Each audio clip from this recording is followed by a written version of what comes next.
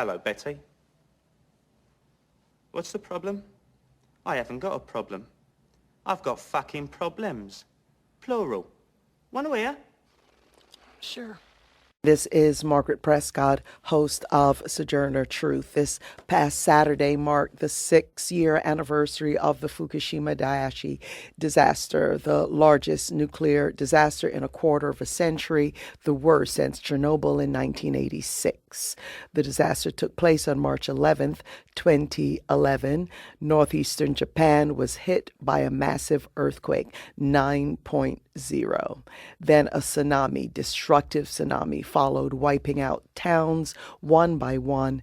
And then in the aftermath, 3 reactors at the nuclear power station melted down. More than 15,000 people died, more than 6,000 were injured, and many more forced to flee their homes. Now, at the end of this month, the Japanese government is set to lift the evacuation orders on some of the areas surrounding Fukushima. Now, since the disaster, there's been a lot of controversy around nuclear power plants. Germany made a move to end its dependence on nuclear power. France, actually, and the U.S.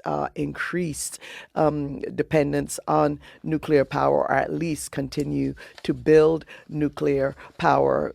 Good news for residents of California, where the Diablo Canyon nuclear power plant is due to close. The San Onofre power plant was shut down for good in 2013 as a result of faulty equipment that led to a small release of radioactive steam and a lot of protests leading to the closure of San Onofre. Now, here to discuss all of this with us, I'd like to welcome back to Sojourner Truth Kevin Camps. He is the radioactive waste watchdog at Beyond Nuclear, a leading U.S. anti-nuclear organization. He specializes in high-level waste management and transportation, new and existing reactors, climate change, and federal subsidies. Kevin, welcome back.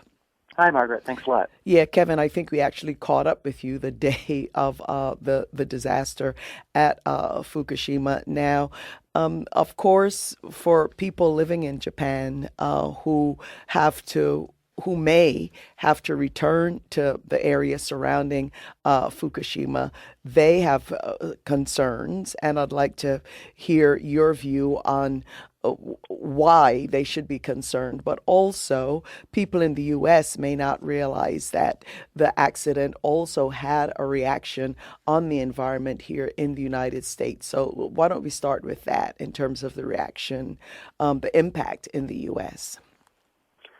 Well, the atmospheric releases during the first days and weeks of the Fukushima nuclear catastrophe had direct impacts on the United States. There were airborne releases that traveled across the Pacific Ocean with the prevailing winds and then fell as rain or snow in North America. So one of the data points that really stuck in my head was radioactive rainwater in Boise, Idaho in about mid-April of 2011 that measured about 250 times the Safe Drinking Water Act levels for radioactive iodine-131, which is a particularly vicious radioactive poison, one of the worst actors at both Fukushima and Chernobyl, for example.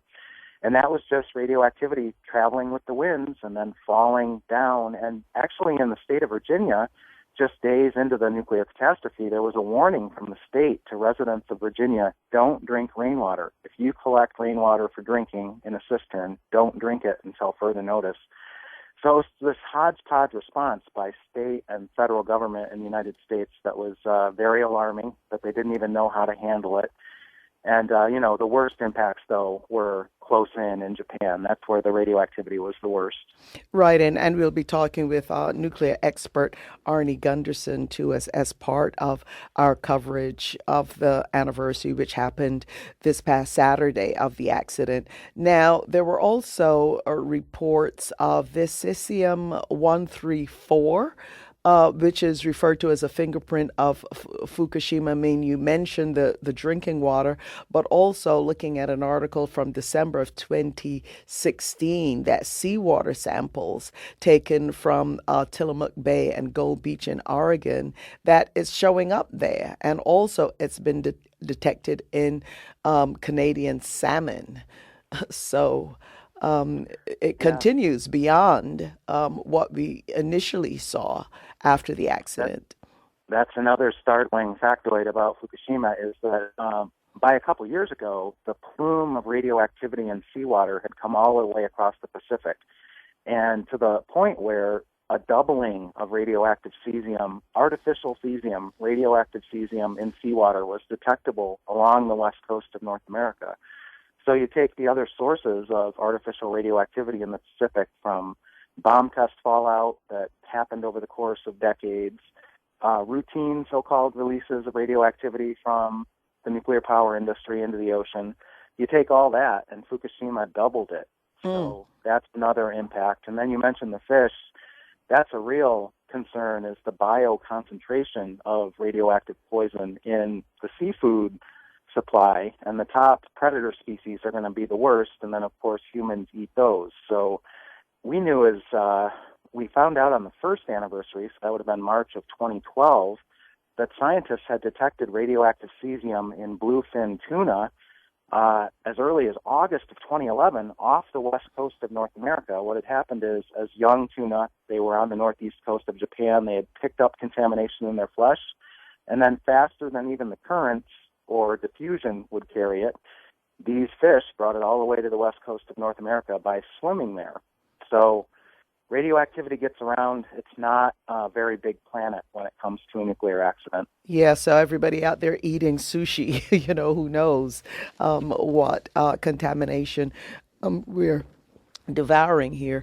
Now, before we bring Arnie Gunderson into this discussion, Kevin, tell us first of all, the reaction in the U.S. in the nuclear industry. What impact did Fukushima have in looking at nuclear power as a solution for energy in the United States? And also, any concerns you have now with this new administration and the EPA?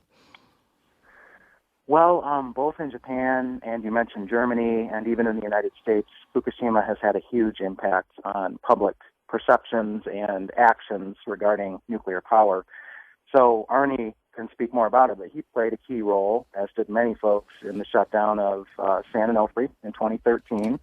And then just last September, Diablo Canyon, there was a deal hammered out between the company and environmental groups and labor unions and local communities to shut down Diablo Canyon instead of extending its license. That's not going to take place until 2024 or 2025. There's, record-breaking shutdowns of atomic reactors in the United States, and Arnie's had a major hand in a number of those. So Fukushima put nuclear power back on a lot of people's radar screens, that the safety risks are just not worth it.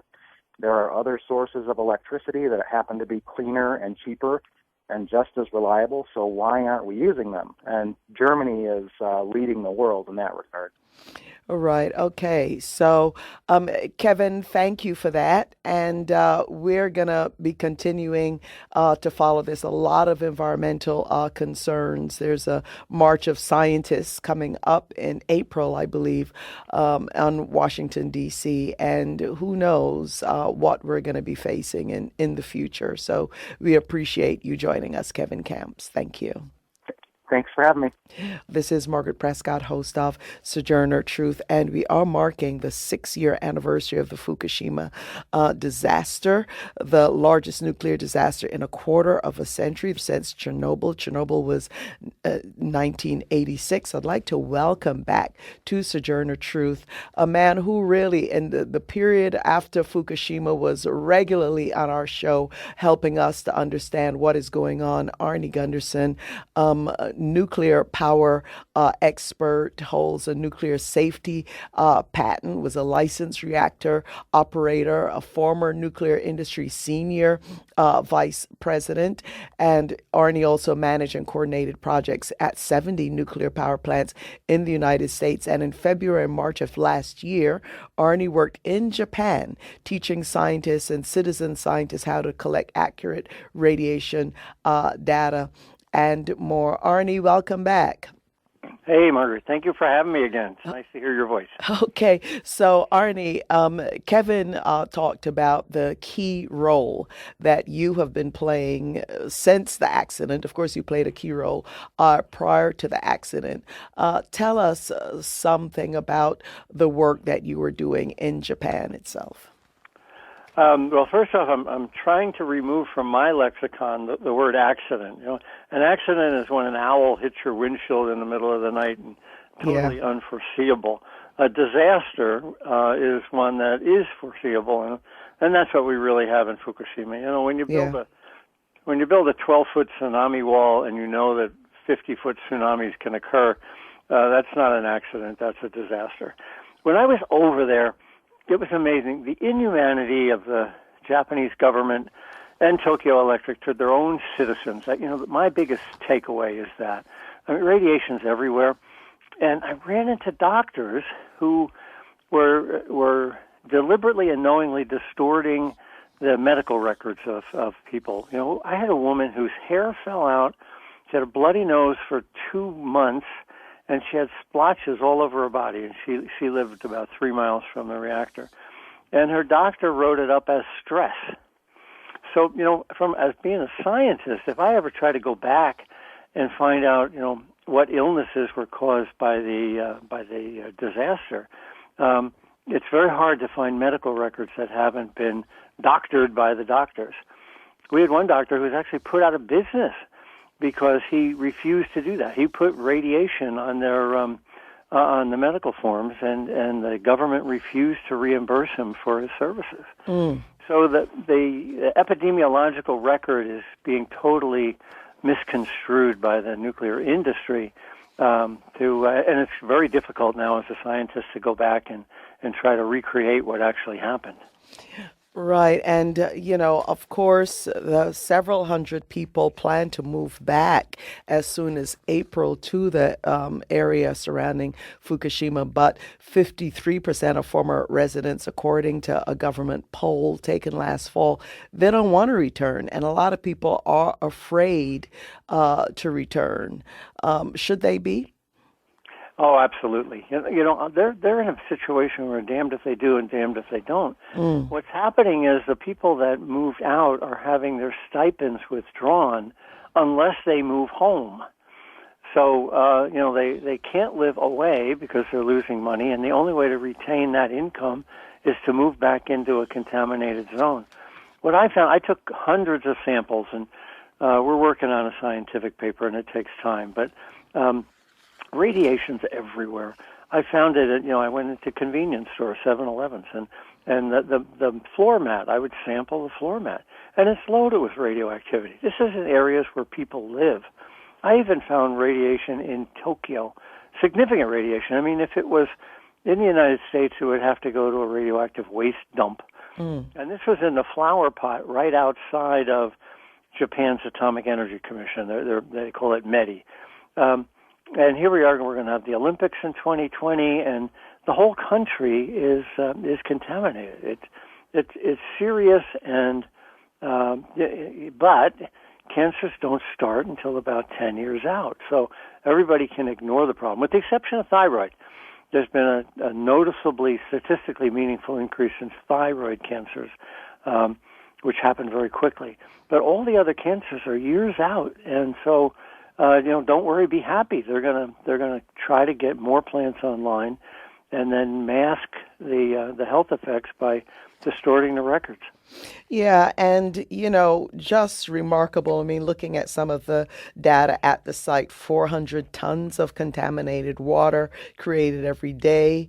The process of decontaminating that water, creating more than 3,500 containers of radioactive sludge, and more. But that's according to the New York Times. But also, Arnie, have you heard this story recently about populations of wild animals, including radioactive wild boars, booming in the area around Fukushima?